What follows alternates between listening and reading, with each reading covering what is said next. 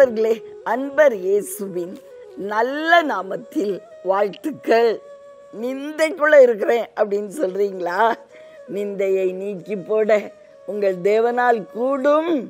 உங்களுக்கு ஒரு வாக்குத்தத்தம் கொடுத்தார் அல்லவா?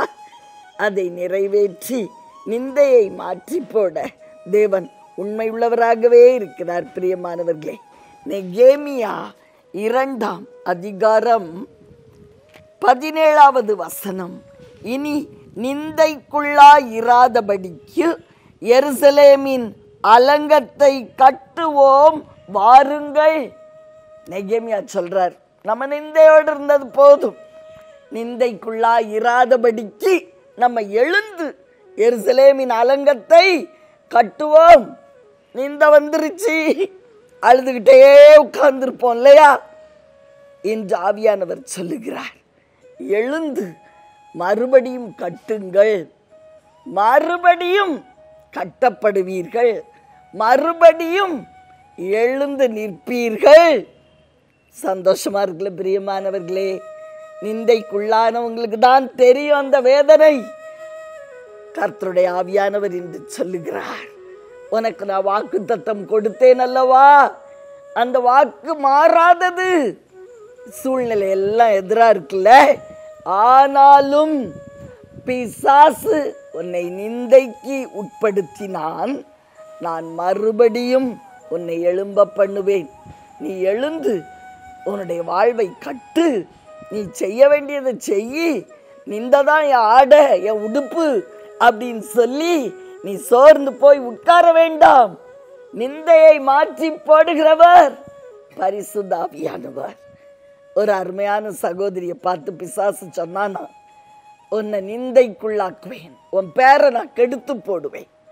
தேவன் சொன்னாராம், பிசாசு பேசி சில வருடங்களுக்கு பிறகு தேவன் சொன்னாராம், உன் பேரை நான் பெருமைப்படுத்துவேன். பிரியமானவர்களே, தேவனுடைய வார்த்தையை அவர்கள் பற்றி பிடித்து கொண்டார்கள்.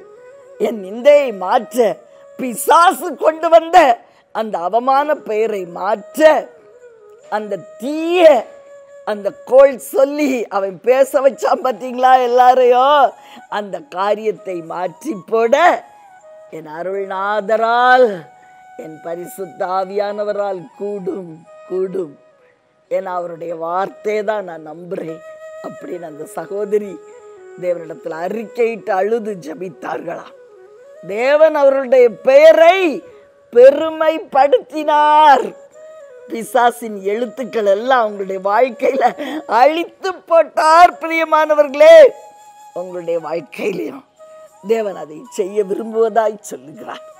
பிசாசினுடைய நிந்தையான சொற்கள் எல்லாம் அவர் அழித்து போட்டு, அவன் உங்களுக்கு விரோதமா சில காரியங்களை பெயர்கள் எல்லாம் எழுதி வச்சான்ல, கடன்காரி, கோபக்காரி, நிந்தனைக்குரிய மனுஷன், சிறுமைப்பட்டவன், பணம் இல்லாதவன். பிரியமானவர்களே, சிறுமையான உங்களுடைய பெயர்களை மாற்றி போட உண்மை உள்ளவர் நிரூபிப்பேன் என்று சொல்லுகிறார். நம்புங்க. ஆவியானவருடைய காற்று வீசும் பொழுது, பிசாசு காற்று மாறி உங்க பேரை கெடுத்தான்ல, அவையெல்லாம் மாறி போகும், மாறி போகும். உங்களுக்காக ஜெபிக்கட்டுமா பிரியமானவர்களே? அன்பின் பரலோக தகப்பனே, அருமை இரட்சகா, பொல்லாத பிசாசு கொண்டு வருகிற சிறுமையை நாங்கள் ஏற்றுக்கொள்ளுவது இல்லை. ஏன்னா நீங்க எங்களை குறிச்சு எங்களை பெருமைப்படுத்துவேன்னு வாக்கு கொடுத்திருக்கீங்கப்பா. அதை நம்பி மறுபடியும் நாங்கள் எழுந்து பிரகாசிக்க திடன்கொள்ள கிருபை செய்யும். இரட்சகர் இயேசுவின் நல்ல நாமத்தில் பிதாவே.